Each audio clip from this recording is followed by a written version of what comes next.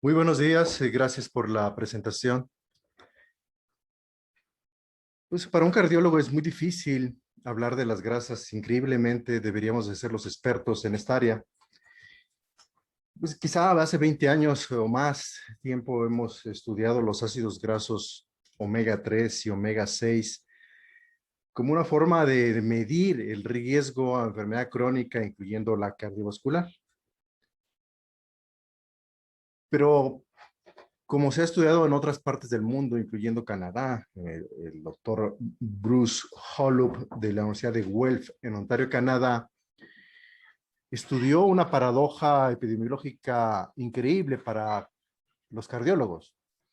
Es como poblaciones del norte del Canadá, muy arriba de esta ciudad de Guelph en Ontario, Canadá, muy cerca de Toronto, yendo hacia el norte, miles de kilómetros hacia arriba, encontramos una región, un casco de hielo que está poblado por unas personas que son muy particulares, se conocen en el mundo como esquimales del norte de Canadá. Entre ellos se conocen como Inuit. Y los Inuit, a diferencia de poblaciones más hacia el sur, en el propio Canadá, tienen una tasa de prevalencia de enfermedad cardíaca prácticamente de cero. En cambio, en Toronto, Quebec, Montreal o la propia ciudad de Guelph, la prevalencia de enfermedad cardiovascular es muy alta. Sin embargo, esos esquimales tienen una alta ingesta de grasas. Entonces, rompiendo la primera paradoja, que es el miedo a las grasas, y donde ya no hay una razón por qué seguir con una dieta baja en grasas, que en esa época se usó muchísimo tiempo una dieta de low fat. Hoy sabemos, con el tiempo, le ha dado la razón a este grupo de investigadores y que ha avalado el doctor Barricis en sus libros de hace también muchísimo tiempo, quien trabajó primero que nadie directamente con esta universidad en hacer mediciones de sangre de pacientes norteamericanos en grupos pequeños, en estudios piloto que hizo el doctor Barry Sears en personas diabéticas y obesas, donde utilizó la medición y la prescripción de un omega 3 para consumo humano rico en EPA y DHA para lograr disminuir el proceso inflamatorio a través de estos precursores lipídicos de las moléculas proresolutivas llamadas resolvinas, neuroprotectinas, marecinas. Así que esa gran historia que comenzó hace mucho, mucho tiempo, debe tener un final feliz, sin duda alguna. Y es que para mucha gente era y aún es muy difícil relacionar las grasas de la dieta en una población dada y sus niveles en sangre específicos para determinar un estatus de riesgo a enfermedad crónica a través de un proceso llamado inflamación crónica de bajo nivel que se ha hablado aquí. Hace quizá unos 8 años asistí a un curso de Cleveland Heart Lab en la ciudad de Las Vegas que tenía como título Donde las grasas conocen a la inflamación. Los norteamericanos son muy dados a dar esos tipos de frases. Conocer significa enfrentarse, darse cuenta. Es, uh, es como decirle al profesional de la salud, date cuenta que las grasas de la dieta tienen mucho que ver con el proceso inflamatorio subclínico que si no es resuelto, te lleva a la enfermedad.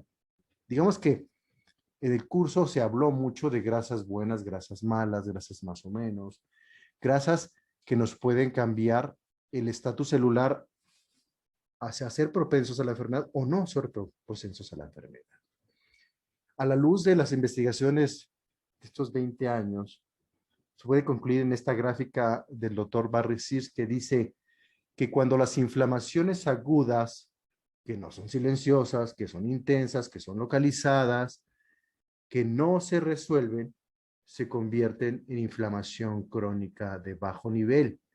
Y si esa inflamación crónica de bajo nivel no se resuelve, se convierte en una enfermedad que anatómicamente se podría visualizar como fibrosis, pero Recordemos que todo órgano fibrótico, sintomático, no sintomático, o diagnosticado por imagen o no por imagen, es un órgano que no funciona bien. Y hablamos que si el páncreas tiene inflamación crónica, pues tendrás diabetes mellitus. Si tienes el cerebro con inflamación, tendrás poca saciedad, alteraciones de la memoria, alteraciones del comportamiento. Entonces, ¿cómo podemos romper este ciclo de inflamaciones agudas no resueltas? Digamos que, ¿qué somos nosotros? ¿Qué somos nosotros? ¿Qué somos como especie? Pues somos seres vivos, mamíferos, que se enfrentan todos los días, a inflamaciones agudas no resueltas. Ya se ha hablado aquí que la resolución incluye una serie de procesos que pueden ir encaminados primero a reducir la inflamación con la dieta, a reducir la inflamación en el intestino, hablamos del cacao reiki, hablamos del maqui, hablamos de los prebióticos como la inulina de agave. Y la segunda R que lo que vamos a ver el día de hoy es, bueno, ya estamos trabajando en la dieta, ya estamos mejorando la función intestinal, estamos combatiendo el intestino permeable. El segundo paso es ir con todo a las dosis altas de omega 3. Esta aplicación secuencial de cómo deberíamos enfrentar la resolución de inflamaciones agudas para evitar la enfermedad crónica como en los esquimales, pues tiene que tener una forma de medición y dosis demasiado elevadas a lo que la gente comúnmente aplica. Aún la gente que reconoce que los ácidos grasos omega 3 en la sangre son preventivos de enfermedad crónica, pues utiliza terapéuticamente dosis muy pequeñas o usa ácidos grasos omega 3 de no buena calidad. Entonces, hoy vamos a aprender que si usted desea realmente pasar por todas las etapas para resolver inflamaciones agudas y no tener inflamación crónica, pues usted necesitará dosis muy elevadas. Y para usar dosis muy elevadas de estos ácidos grasos tiene que tener pues una alta concentración y pureza en esos suplementos y necesita medirlo antes y después porque cada persona absorbe diferente estos ácidos grasos. Para usted producir mediadores lipídicos que resuelven la inflamación, que puede utilizar las iniciales que usted quiera, moléculas, sí, puede usar las palabras, mecanismos, proresolutorios, como le quiera llamar. En realidad son moléculas proresolutivas altamente especializadas, es como el nombre correcto que el doctor Charlie Cherhan, muy amigo del doctor Barry Sear de la Universidad de Harvard, quien ha descubierto estas sustancias, casi nada, está vivo, este investigador, este excelente bioquímico, investigador de origen iraní, por cierto, el doctor Charlie Cherhan descubrió que se necesitan hay dos requisitos para que usted forme estas sustancias que van a resolver la inflamación. Y vamos a entender que resolver la inflamación es no solamente bajar la inflamación con la dieta o con la mejora de función intestinal, sino quitar el edema localizado entre células o en el interior de las células y rescatar todas las células muertas que están ahí y eliminarlas. Y para eso se requieren dos cosas, que la agresión sea muy fuerte, que la inflamación sea muy importante y dos, que tenga en sus membranas niveles de los precursores lipídicos de estos mediadores que van a resolver la inflamación. Dicho de la otra manera, quien nos haya criado lo hizo de una manera cuasi perfecta, es decir, nos dio el remedio junto con el problema. O dicho de otra manera, nos dio el problema para que lo resolviéramos nosotros mismos. Eso es el libre albedrío, ¿no? Libre albedrío no es, pues arréglatelas como puedas, no, no. Libre albedrío es, te doy el problema, pero te doy la solución, tú decides si la tomas o no. Usted tiene una gran oportunidad hoy. Recordar que el EPA es el precursor lipídico de resolvinas de la serie E. El ejemplo clásico se llama resolvina E1. Esa serie de bioquímica que usted ve para terminar resolvinas, que no vamos a ver ampliamente, pero sí le digo que requiere cooperación celular. ¿Qué es cooperación celular? Que usted tiene una célula epitelial de órganos o tejidos, una célula inmunológica, y tiene que cooperar con otra célula para que se dé esa formación de resolvinas.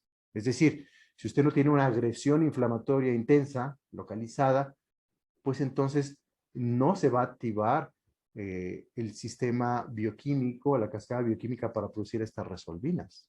No lo va a hacer.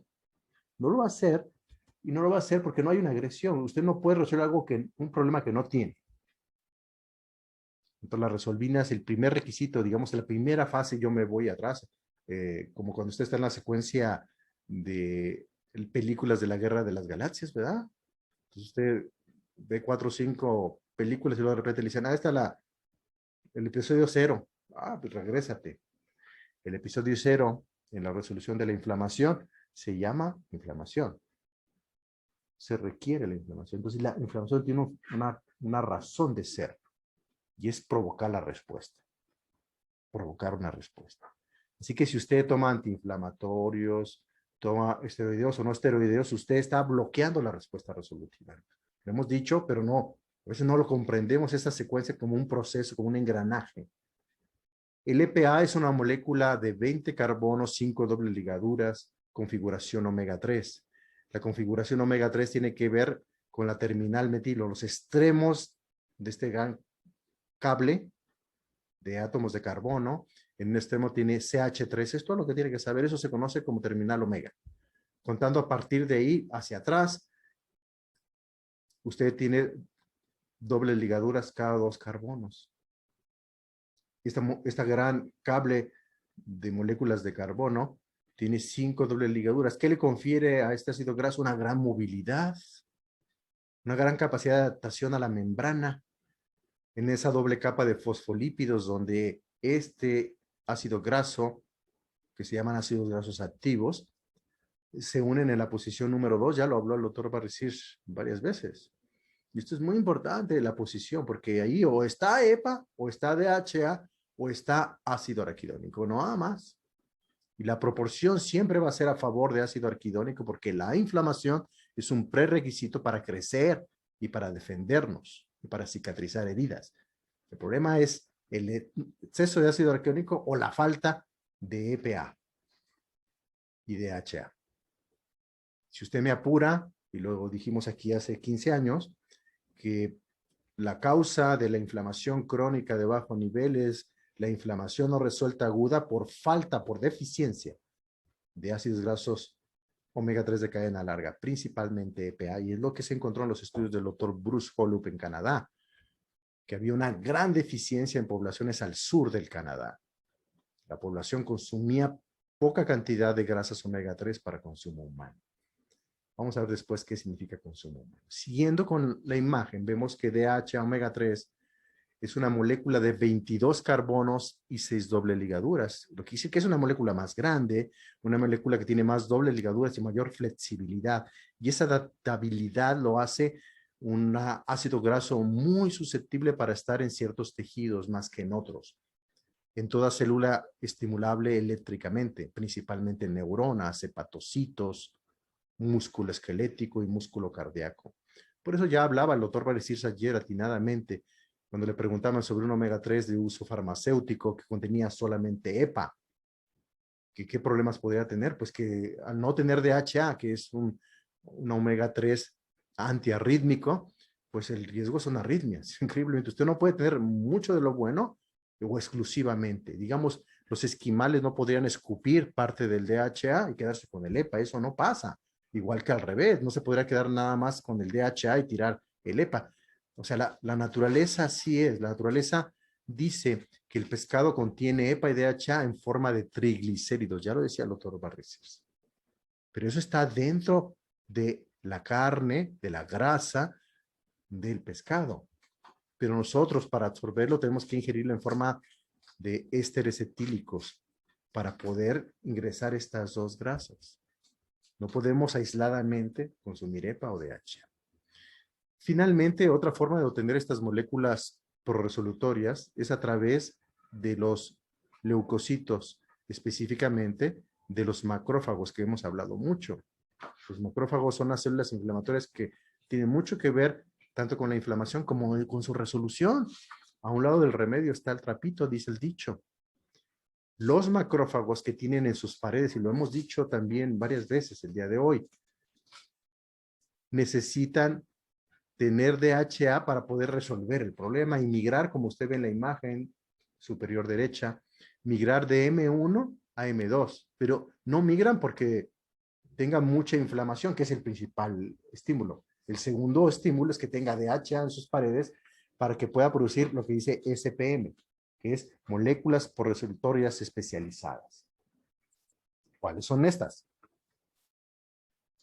Resolvina E1, resolvina D2, resolvina D3, protectina D1 y neuroprotectina D1, pero también derivadas de los macrófagos que llamaremos maresinas, como el mar, maresinas. Entonces, si nosotros vamos a combatir la inflamación derivada del exceso de ácido araquidónico en relación a EPA, donde el ácido araquidónico es una molécula de 20 carbonos, 4 doble ligaduras, configuración omega 6, quiere decir que a partir de la terminal metil, el extremo, en uno de los extremos de esta cadena de carbonos, este gran cable de cadenas de carbonos, que son los ácidos grasos, en ese extremo CH3, a partir de ahí, hacia atrás, cada 2 carbonos hay una doble ligadura, en este caso solamente son 4 doble ligaduras, pero comienzan en el carbono número 6 a partir de la terminal metilo. Es decir, la primera doble ligadura aparece muy adentro de la cadena de carbonos. Es otro tipo de flexibilidad.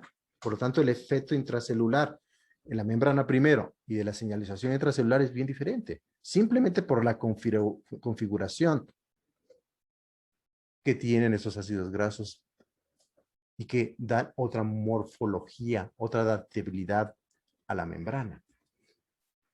El ácido araquidónico, las fuentes principales son la yema de huevo, las vísceras como es corazón, riñón, intestino, pero también de forma indirecta en la cascada de los precursores de omega 6, es también los aceites vegetales baratos, aceite de maíz, soya, girasol, cánola o los propios carbohidratos refinados que a través de la resistencia a la insulina, estos carbohidratos refinados se convierten y entran a la cascada de las grasas omega 6, estimulan que la conversión de aceites vegetales baratos de cadena corta, cuya componente principal, por ejemplo, del aceite de maíz en un 65% o más de todas las grasas es ácido linoleico, que no está en esta gráfica, pero sí podemos decir que nosotros podemos ingerir directamente el ácido araquidónico o de su precursor. Por ejemplo, comiendo muchos aceites de maíz, soya, girasol, cánola, que tiene ácido linoleico, que es una molécula de 18 carbonos, 2 doble ligaduras. Y que esa molécula, si uno tiene una alta ingesta de carbohidratos refinados y eleva esto la insulina, ese exceso de insulina provoca la activación enzimática para la conversión de esta grasa de 18 carbonos en una de 20 carbonos, como es el ácido araquidónico. Así que uno puede llegar a un exceso de ácido araquidónico de muchas maneras, y de muchas maneras podemos llegar a la inflamación celular en este rango ácido araquidónico EPA como el mejor marcador.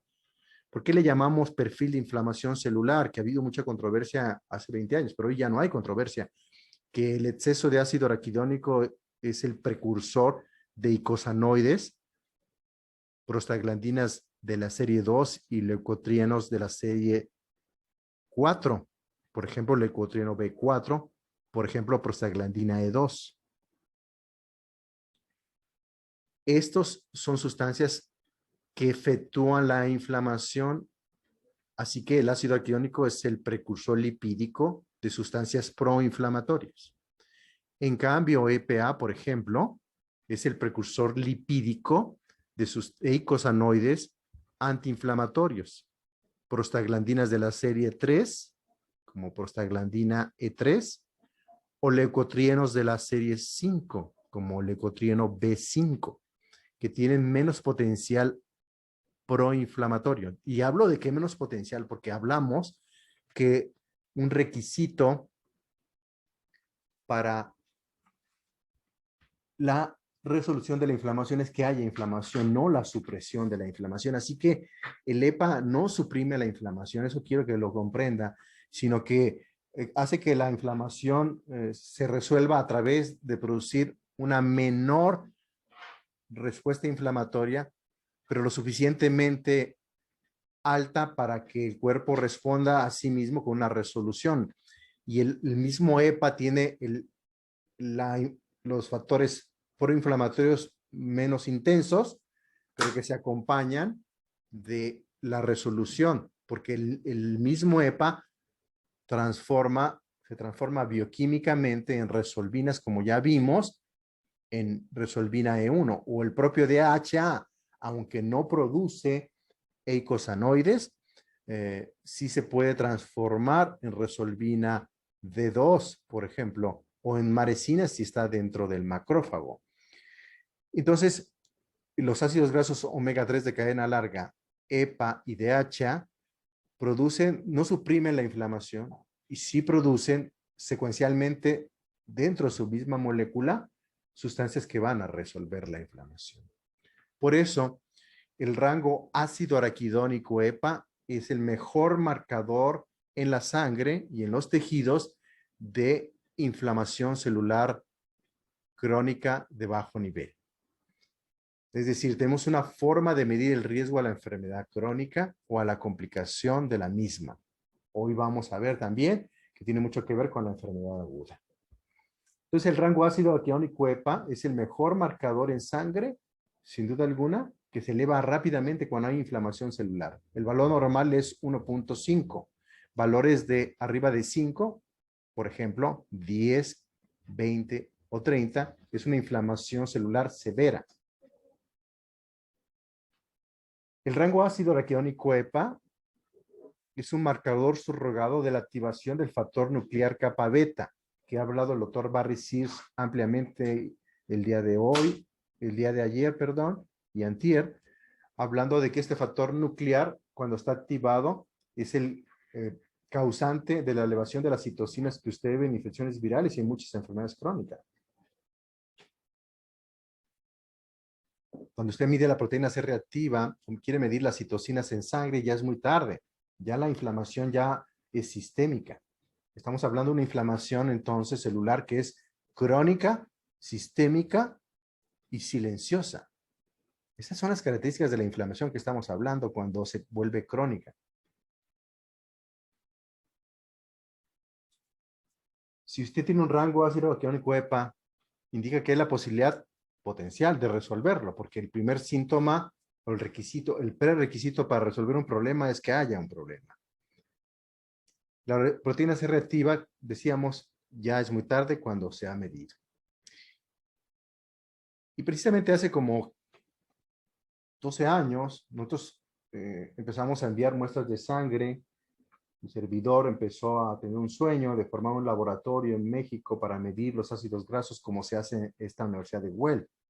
Y logramos enviar primero 1,500 muestras de sangre de pacientes mexicanos, unos con tratamiento, otros sin tratamiento con omega 3, para determinar cuál era el valor ideal de esos ácidos grasos. Ellos nomás sabían en Canadá de que los valores eran más altos en los esquimales, pero no sabían, no había un estudio comparativo fehaciente de miles de casos. Entonces nosotros empezamos a hacer una casuística hasta que logramos que se montara el laboratorio NDI aquí en México, en Guadalajara, y su servidor es el director. Y encontramos que después de estudiar 4,500 pacientes, llegamos a la siguiente conclusión, comparando esquimales con mexicanos, con y sin enfermedad, con y sin alta ingesta de omega 3. Encontramos que el valor ideal, que es un mundo utópico, el que está viendo usted en la pantalla, es que los 4 ácidos grasos más importantes en determinar el pronóstico en estos pacientes eran estos. El EPA, omega 3, que lo ideal es 6% en los esquimales, y el DHA omega 3, 7% de todos los lípidos. Una forma de medir. Se miden a través de cromatografía de gases, ¿sí? Simple, y se utilizan estos gases para poder deshacer los ácidos grasos de los fosfolípidos en la sangre, que viajan en lipoproteínas, glóbulos blancos, plaquetas o libres, y se miden en un equipo es un cromatógrafo que mide un área bajo la curva y son porcentualmente hablando, es decir, del 100% de ácidos grasos, EPA en los esquimales debe ser 6%. La población mexicana en promedio tiene 0.35. DHA omega 3 debe tener 7% y la población mexicana en promedio tiene 2.5. El ácido araquidónico, que es la grasa proinflamatoria, los esquimales tienen 9% o incluso menos. La población en México tiene 12%. El DGLA es una sustancia que analizamos también en este cuadrante de flujo molecular que yo propongo y que pretende ser el equivalente al genoma, le llamamos lipidoma, porque son las 4 grasas que en las membranas celulares determinan cómo será el flujo de moléculas en su interior. El DGLA ideal es el 3%.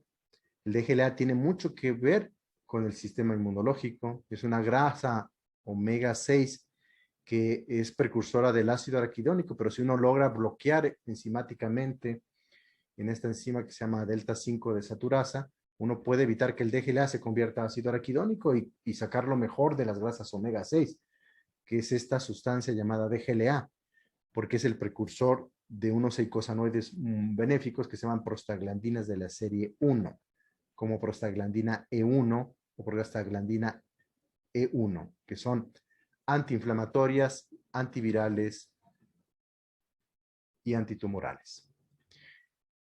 Vamos a ver después en el taller ampliamente cómo se reportan los ácidos grasos en el perfil que yo he creado, que se llama cuadrante de flujo molecular, que da 10 gráficas. Pero ahorita solamente voy a mencionar 2 y veamos nada más cómo vamos a graficar. Primero, si yo doy una suplementación alta en omega 3, EPA y DHA, el nivel de estas dos sustancias en sangre debe elevarse. Y debe elevarse lo más cercano a la suma de los dos.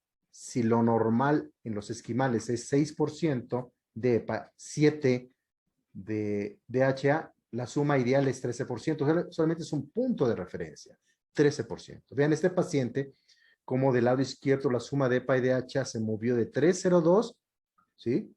Y tomando 15 mililitros de omega RX del doctor Barricir, se movió en estos pocos meses, 4 meses, a un nivel de 9.16. Quiere decir que se necesitan dosis de más de 10 mililitros para que yo pueda elevar arriba del valor de 8.5 que hablábamos el día primero, el viernes. Hablábamos de que necesitamos mínimo 8.5 para que el riesgo disminuya y usted empieza a formar resolvinas. Si su valor es como el lado izquierdo, que la suma de EPA y DHA es 3, pues no forma resolvinas. Pero si tiene más de 8.5 ya forma resolvinas, aunque idealmente, repito, deberíamos movernos de ese 9 a 13. A veces el valor de EPA y DHA se mueve a valores de formar resolvinas, pero no al valor ideal de estos niveles de grasas antiinflamatorias. Pero puede ser que nosotros bajemos la inflamación, reduzcamos la inflamación, pero no la resolvamos. A eso nos referimos con usar dosis altas de omega 3, EPA y DHA para resolver la inflamación. Y resolver la inflamación significa que no solamente baje el rango ácido araquidónico EPA, que es el índice de inflamación celular, sino que el anterior que vimos, el de la resolución, se mueva a valores mayores a 8.5, idealmente 13. Entonces puede ser que usted este perfil que está viendo, que se llama perfil de inflamación silenciosa, se mueva de un nivel, como ve, de 14 en la franja lila o morada, que pasa por la franja de colores que es fija, y que haya a nivel inicialmente en un color naranja, donde el riesgo es muy alto a la enfermedad crónica, y se mueva de 14 a 2.76, prácticamente normal, aunque no el valor ideal, ahí cae en la franja verde. Puede usted normalizar el perfil de inflamación silenciosa, pero no tener el perfil de resolución ideal. Entonces, estas dos gráficas para abrir boca dentro del reporte de ácidos grasos, usted puede tener normal una gráfica, pero la otra no. Y eso indicar que el tratamiento fue bueno, la dieta fue suficiente, el tratamiento de la función intestinal fue buena, pero la dosis de omega 3 no fue la adecuada. El doctor Barricir hizo esta tabla para indicar aproximadamente ¿Cuál es el valor ideal del rango ácido araquidónico EPA como perfil de inflamación silenciosa? Si usted tiene más de 15, la inflamación celular es muy grave y es sistémica. Si tiene entre 1 o 3, es lo ideal para la resolución de la inflamación. El primer paso, que es resolver la inflamación en la primera etapa. Recordemos que la resolución de la inflamación tiene varias etapas, como yo lo he mencionado. Una es resolver. Otra es reparar. Otra es regenerar. Y otra es restaurar. Entonces, la primera etapa se logra cuando usted tiene el rango ácido araquidónico EPA entre 1 y 3. Nunca debe bajar de 1 porque hay un potencial muy bajo, pero potencial riesgo de sangrado. Para avanzar a la segunda etapa, la segunda R, requiere elevar el rango ácido araquidónico EPA más la suma de EPA y DHA, cercano a 13. Y con estas dos gráficas usted ya avanzó en las dos primeras R's. ¿Cómo se logra esto? ¿Es tóxico el omega 3? Alguien preguntaba el día de ayer. No, no hay toxicidad. El omega 3 del doctor Barry Sears, para decirlo francamente, en cápsulas, volvemos al ejemplo de las cápsulas que es más fácil, ¿no? Usted requiere 10 cápsulas del omega 3, omega RX2 del doctor Barry Sears para lograr una suma de 7.5 gramos entre EPA y DHA en ese omega 3. 10 cápsulas. Entonces, esta gráfica que ve en el último renglón requiere 10 cápsulas para ingerir 7.5 gramos y en los estudios de investigación como el que acaba de ver de Lee y colaboradores del 2010, en ese grupo de pacientes, no en todos los pacientes igual, pero es para ubicarnos, usted requiere consumir 10 cápsulas durante 4 semanas por lo menos para mover el rango de una inflamación de 10, 18, 20 a 1.2. Es decir, mínimo usted requiere 10 cápsulas, que 10 cápsulas transformando la omega líquido sería el equivalente a 8 mililitros. Nosotros regularmente, en términos prácticos, decimos que cada cápsula equivale a 1 mililitro. Entonces, 10 mililitros de omega 3, omega RX2 para consumo humano o 10 cápsulas son lo que se necesita como mínimo, si usted me pregunta, para lograr una reducción de la inflamación significativa y resolver la inflamación en su primera medición, que es este perfil. Pero en la suma de EPA y DHA va a ser muy personal la forma en que logremos alcanzar el 13%.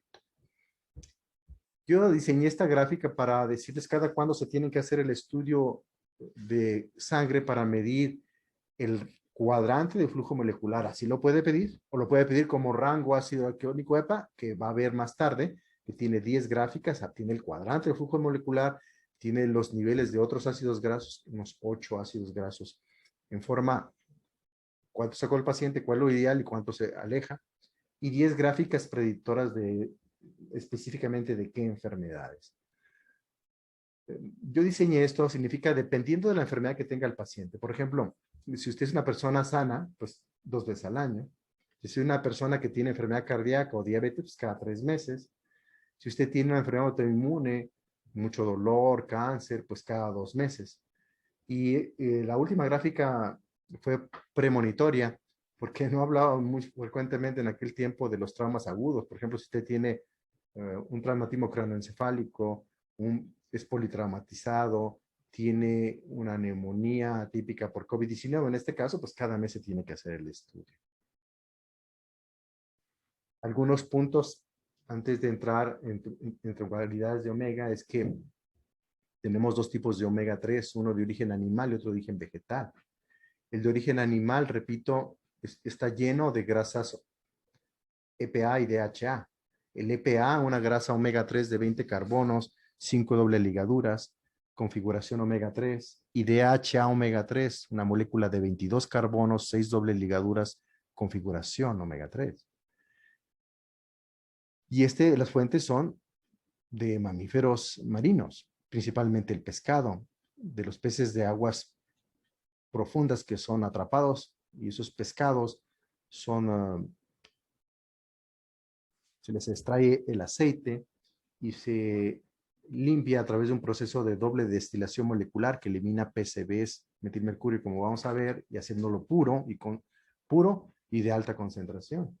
En cambio, el omega 3 vegetal que está en las nueces, en la linaza, en muchos granos donde se tiene un aceite vegetal, que es rico en la chía, por ejemplo, contiene no EPA, no tiene DHA. Lo que tiene son grasas no activadas omega 3 que se llaman ácido alfa-linolénico, una molécula, o ALA le decimos de cariño. ALA contiene 18 carbonos, 3 dobles ligaduras, muy parecido a la grasa omega 6 derivada del aceite de maíz. Tomás tiene una ligadura más y en otra posición. Para usted convertir el omega 3 vegetal a uno similar al que está en el pescado, que tiene EPA y DHA, requiere unas vías enzimáticas que solamente los jóvenes entre los 8 y 14 años pueden convertir ampliamente en esta vía. Pero eso no quiere decir que los niños no tienen que comer pescado o no deben de consumir más de 2 veces a la semana pescado porque el pescado está contaminado, pero sí pueden tomar suplementos de alta concentración y pureza en omega 3. ¿Cómo se forma el omega 3? El omega 3 lo dona el creador. Hace que las algas marinas, a través del efecto del sol, conviertan sus nutrientes que obtienen del fitoplancton y del zooplancton. Estas algas formen DHA omega 3 por efecto del sol. Luego pequeños moluscos tragan esas algas y convierten el EPA, el DHA, en DPA. Tanto DPA como DHA omega 3 lo tragan animales como los peces pequeños, y el pez pequeño se come al grande, pero el pez pequeño antes, cuando vive en aguas profundas, forma del DHA, lo retroconvierte en EPA, o sea, una molécula de 22 carbonos se convierte en una de 20, y da la proporción correcta entre DHA y EPA. Un poco más EPA que DHA dentro de sus tejidos, dentro de su grasa. Luego es pescado y ese animal es extraído las grasas omega 3. Pero usted tiene que tomar un omega 3 para consumo humano, no cualquier omega 3. Tiene que tener las características siguientes para ser para consumo humano. Uno, no tiene que tener muchos PCBs, que son bifenoles policlorinados, que son derivados de las fábricas y de las empresas que vierten sus desechos industriales al mar, y que la grasa del pez y de otros mamíferos marinos atrapan. Así que la grasa en todos los mamíferos, incluyendo los humanos, es el almacén de sustancias tóxicas. Entonces, no tiene que tener muchos PCBs. El proceso de destilación molecular tiene que ser tal que no use gasolina ni acetona, como el aceite de krill, que sí lo usa, así que ese no es para consumo humano.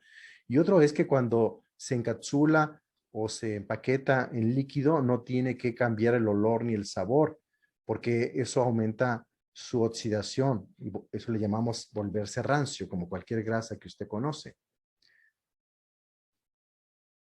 Los bifenoles policlorinados son sustancias muy, muy tóxicas, decíamos de origen industrial. Actualmente, ya hace muchos años está prohibido aumentar esos desechos, pero increíblemente tardan decenas de años en eliminarse, si es que los vamos a eliminar alguna vez. Siempre que medimos una calidad de omega 3 hay que medir los 209 tipos de PCBs.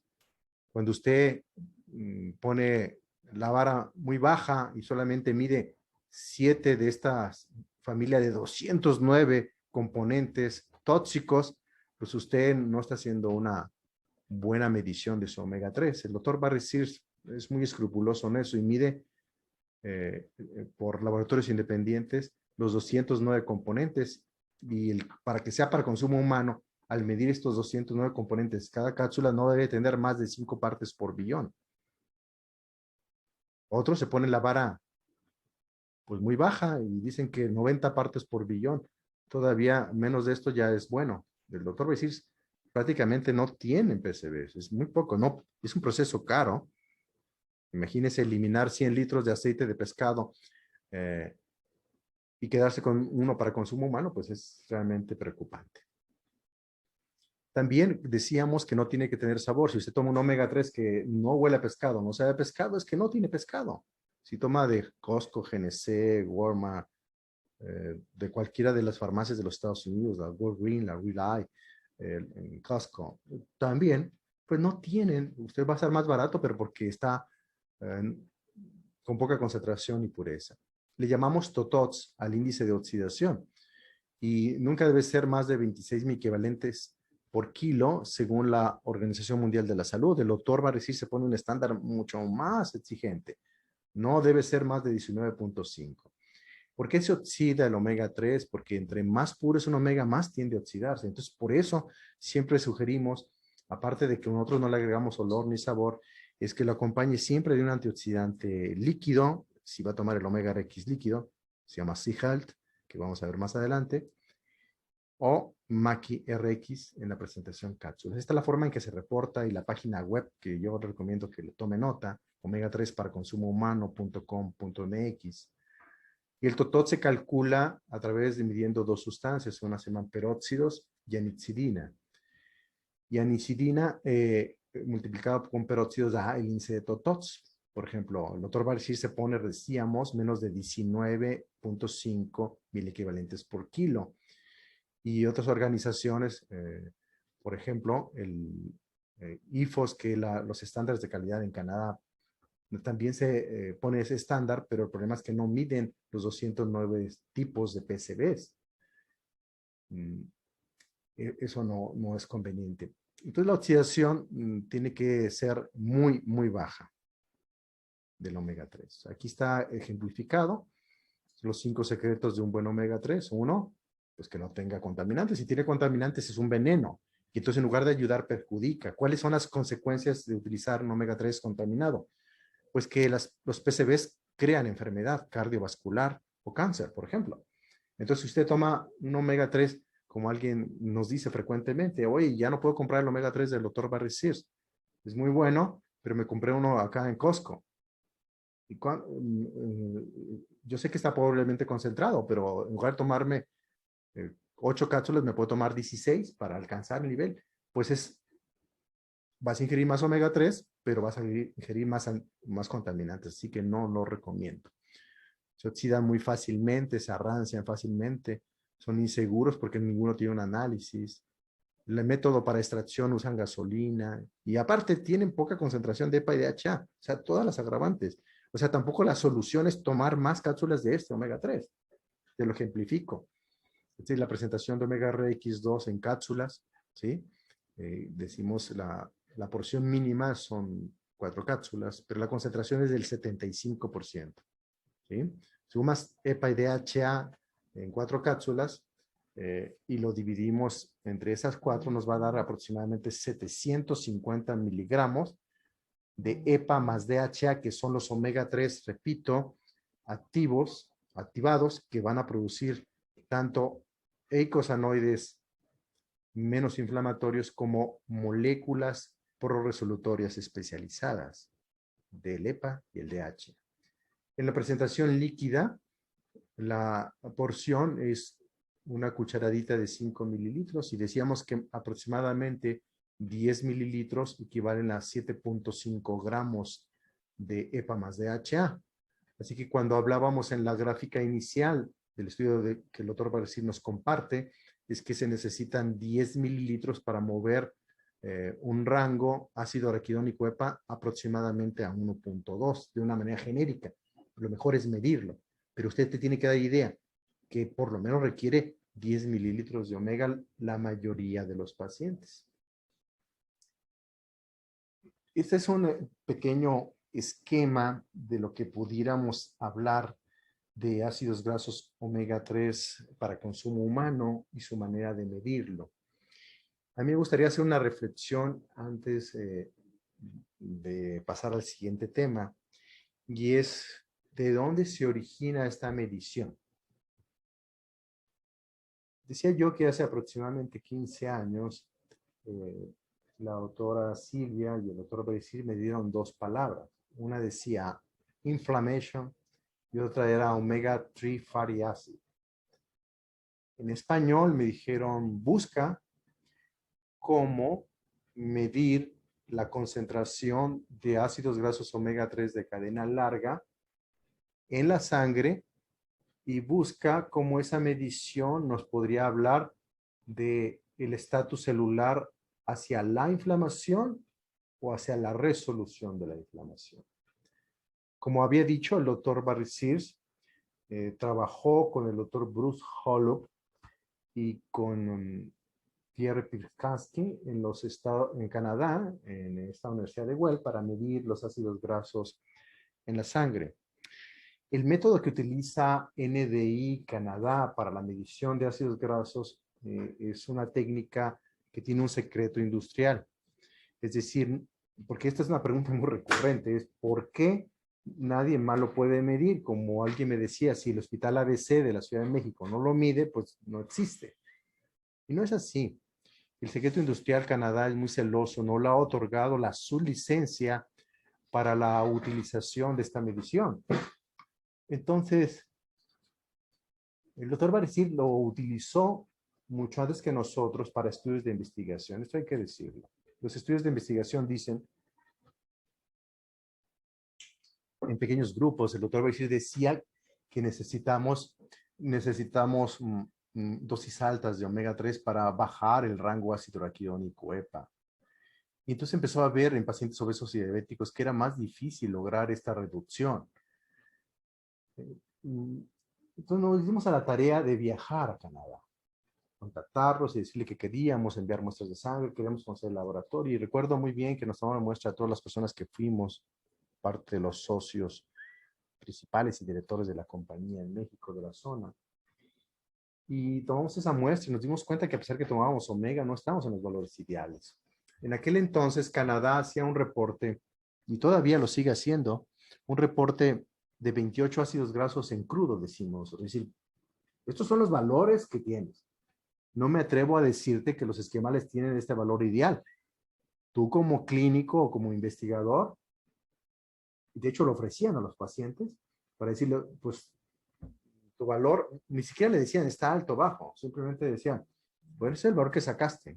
Y tendrías que preguntar por tu cuenta o investigar por tu cuenta. Tu médico te tendría que decir si en comparación al esquimal estás lejos o estás cerca. Si tus niveles de EPA y DHA, que son el perfil de resolución de la inflamación, está en niveles adecuados o cercanamente adecuados, pero no graficados, o sea, en valor en crudo, o sea, un porcentaje. Te decían, tienes de EPA 0.35 o tienes de DHA 2.5, pero no te decían si eso era mucho o era poco. De hecho, todavía no les dicen. O te decían de ácido araquidónico, pues tú sacaste 12%, pero no te decían si los esquimales tenían 9 o 6 o 5. O sea, es interpretativo. Esa historia tuvo un final feliz en el sentido que fuimos durante varias ocasiones por tiempos más o menos largos con diferentes químicos que trabajaron con nosotros, algunos con doctorado, como la doctora que está ahorita con nosotros en el aspecto técnico responsable del laboratorio, la doctora Katia Rodarte, que tiene un doctorado en genética, pero hemos tenido personas muy valiosas con doctorado en farmacología o doctorado en bioquímica. Y esas personas se capacitan de cómo utilizar la sangre, porque quiero que sepa que la forma de procesar esta sangre no es como cualquier prueba que hagan una glucosa o una medición de colesterol. Usted necesita hacer un proceso en la sangre que se llama metilación. Y la metilación de los ácidos grasos requiere utilizar solutos que tienen que tener un proceso de hibernación o de maduración y requiere eso muchas horas. Y uno lo que hace es extraer los ácidos grasos a través de utilizar temperatura, gases, para que estos se puedan materializar y poder raspar, decimos nosotros, en una especie de polvo que se coloca en un vial y luego se mete al cromatógrafo. Es decir, tenía mucho trabajo previo a uno introducir el plasma o suero ya extraído, los fosfolípidos separados.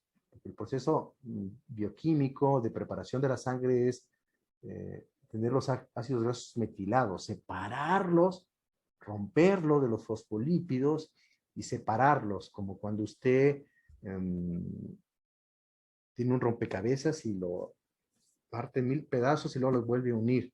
Al principio hay que separarlos para ubicar dentro de esos fosfolípidos en el plasma, que repito, un fosfolípido por definición, que los fosfolípidos tienen entre 2, 3 o 4 ácidos grasos, pero la mayoría de los fosfolípidos solamente tienen 2 ácidos grasos, o en la posición 1 o en la posición 2. En la posición 2 principalmente son los ácidos grasos tanto omega 6 como omega 3 de cadena larga, es decir, los de más de 20 carbonos. El proceso de separar estos ácidos grasos es un proceso muy, muy meticuloso, casi diría yo artesanal, y es lo que está patentado. Lo que está patentado como secreto industrial por NDI Canadá, que significa Empresa de Diagnósticos Nutricionales, y que es una oficina spin-off de la Universidad de Guelph, donde participan tanto los investigadores como la propia universidad, como inversión privada, para montar esta oficina y este laboratorio y extraer los ácidos grasos, donde gana tanto la universidad como el investigador y también estas particulares. Ellos nos enseñaron ese proceso y usted entra al laboratorio y usted puede ver la evidencia física de que tenemos ese aval y esa capacitación.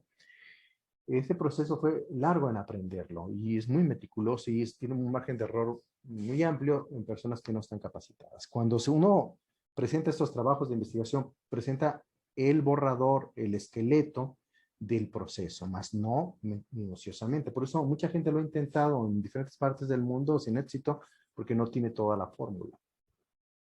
Nosotros tenemos la sublicencia para explotar esta marca en esta parte de la compañía, que se llama NDI. Esto va a decir que tiene que ver NDI con la zona. Bueno, nosotros tenemos una sublicencia para explotar esta técnica y la capacitación, el equipo, el lugar y todo. Sondajet México pues ha aportado ese dinero y esa aportación y el trabajo pues, lo hacemos todos los días. Así que usted en ningún laboratorio, en ninguna otra parte del mundo puede pedir este perfil de ácidos grasos en los fosfolípidos del plasma, que es el término técnico, pero el término coloquial se llama, le decimos rango de inflamación, o rango ácido raquidónico EPA, o perfil de inflamación silenciosa, o rango de inflamación celular, o cuadrante de flujo molecular, llámelo como quiera, pero este perfil es el más completo.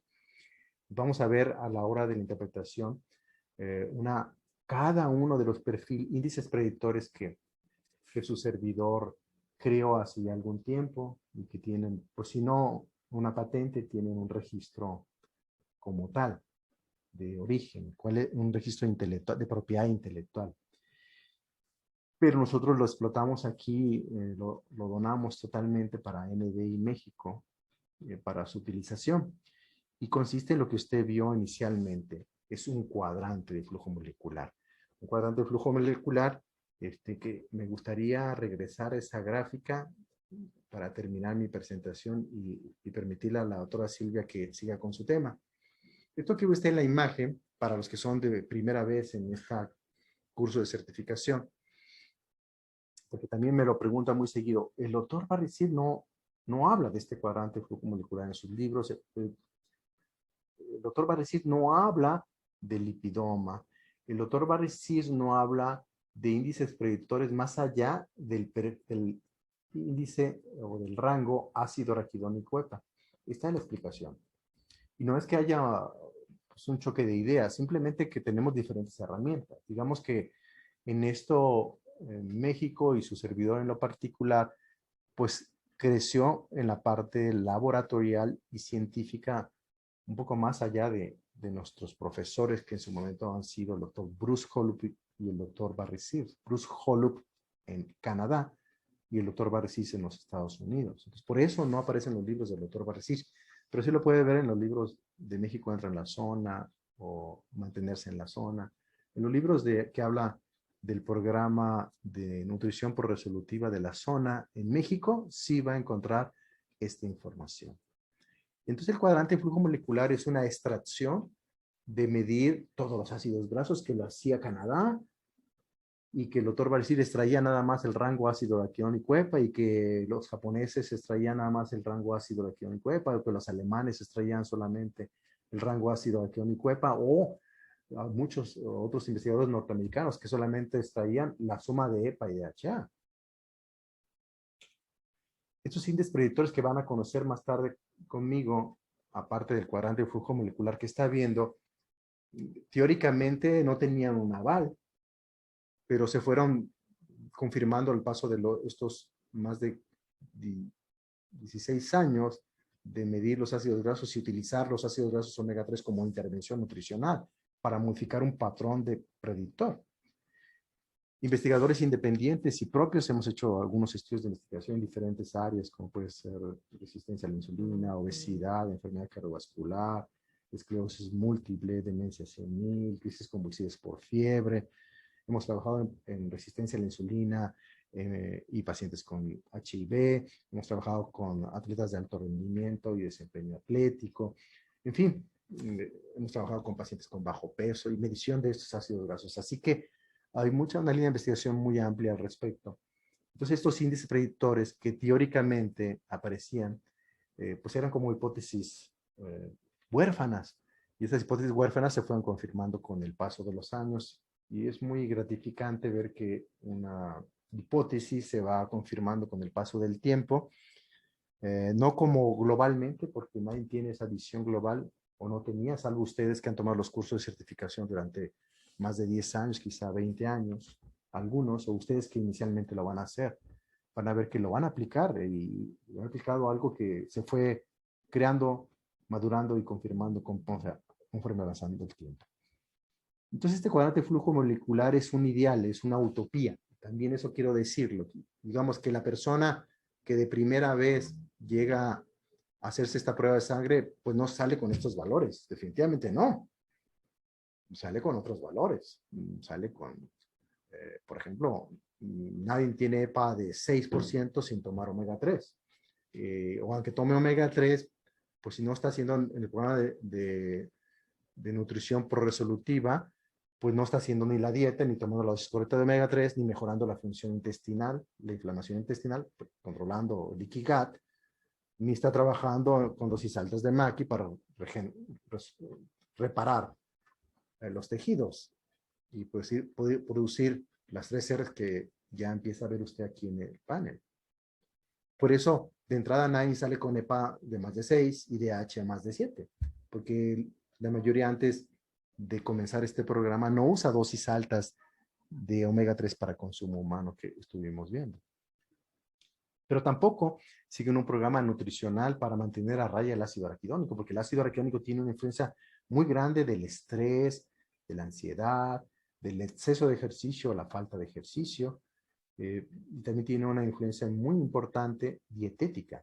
Digamos que entre usted más se apega a la dieta, quitando las grasas de origen vegetal, entonces, quitando las cosas fritas, pues quita el precursor del ácido araquidónico que se llama ácido linoleico en los aceites vegetales baratos. Pero también quita la yema de huevo, la modera, ingiere pocos carbohidratos refinados que decíamos que indirectamente facilitan la conversión en la cascada de los omega 6, una conversión de el precursor ácido linoleico se convierte en ácido araquidónico. Entonces, difícilmente alguien tiene un ácido araquidónico menor a 9, salvo que sea totalmente vegetariano, pero los vegetarianos no toman omega 3, así que tendría solamente parte de un cuadrante de flujo molecular ideal. Entonces, la inmensa mayoría de nuestros pacientes la primera vez salen mal, así que no se sienta usted pésimo como médico o nutriólogo si empieza a dar omega 3 y el primer estudio de su paciente no sale normal.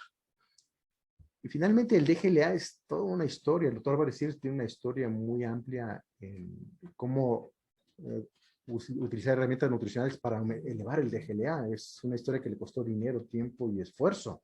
Y el DGLA, el precursor se llama GLA. DGLA significa ácido diomo gamma linolénico. Es una molécula también de 20 carbonos, pero es un ácido graso activado. Este cuadrante está basado en ácidos grasos activados. Es una molécula también de 20 átomos de carbono, ¿sí? Pero tiene 3 doble ligaduras y tiene configuración omega 6. Es un punto muy clave en la cascada de los omega 6. Es, ¿me convierto o no a ácido araquidónico? ¿Me quedo aquí y produzco prostaglandinas de la serie 1? Ayer hablaban del desbordamiento que en los libros del doctor Barris aparece, es cuando yo doy el precursor de DGLA, en lugar de seguir toda la cascada de los omega 6 desde el ácido linoleico, sino que doy el precursor directo de esa sustancia de GLA, se llama GLA, ácido gamma linolénico. La fuente principal son aceite de borraja, de prímula, de onagra.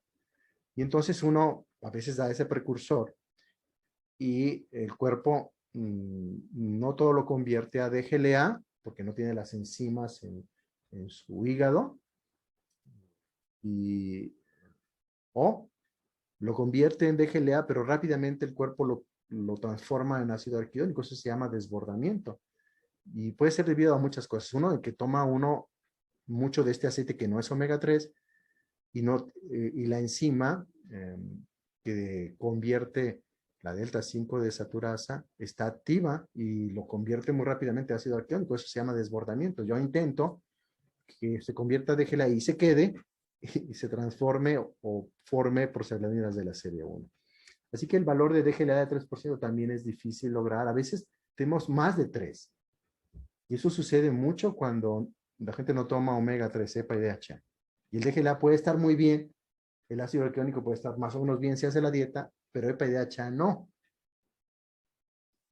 Y usted dirá, bueno, ¿el DGLA qué tiene que ver? Bueno, el DGLA produciría sustancias que son antivirales, antiinflamatorias. Pero ya lo hemos visto con el paso de los años que no es suficiente tener DGLA elevado, puesto que si no hay EPA, la vida media de estas prostaglandinas que son benéficas es muy cortita. Entonces, por eso va a ver después usted en el esquema de los índices predictores, en el taller, que sumando EPA más DGLA es el factor número 1 para decir si está usted en la zona o en la panzona, como dice la doctora Silvia. Digamos que la homeostasis, el balance entre todo el programa de estilo de vida llamado la zona, requiere que usted no diluya mucho el DGLA, así le decimos, y que la vida media de las sustancias que produce DGLA sean muy alta, y eso requiere que el EPA esté mínimo arriba de 4.5. Este es el cuadrante de flujo molecular, someto a su consideración.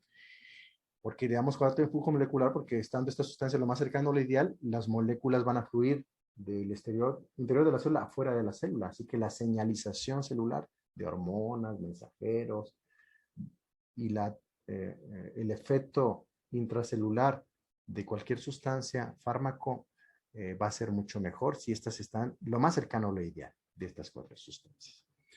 En los Estados Unidos le llaman lipidoma a otra cosa, no a los ácidos grasos, sino a sus sustancias que producen eicosanoides o resolvinas. Entonces es otra forma de ejemplificar cómo los lípidos en las membranas es el mayor determinante de la expresión génica. Por eso pensamos, y pienso en lo particular, de que el lipidoma es más importante que el genoma.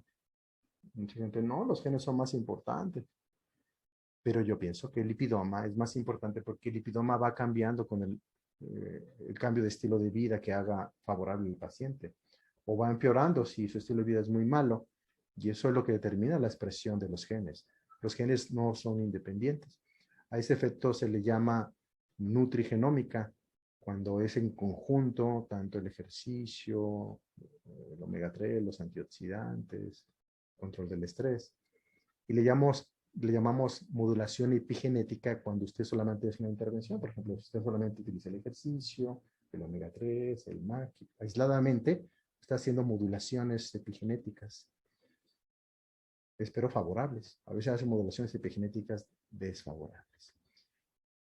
Muy bien, no sé, espero instrucciones si ya está aquí la doctora Silvia, si no, vamos a dar un espacio para continuar. Por mi parte, ha sido todo. Si me permite, le voy a dejar aquí nada mis datos. Cualquier duda, pregunta en el aspecto científico o médico, estoy a sus órdenes. Ampliación de la información de los temas que hemos tocado aquí.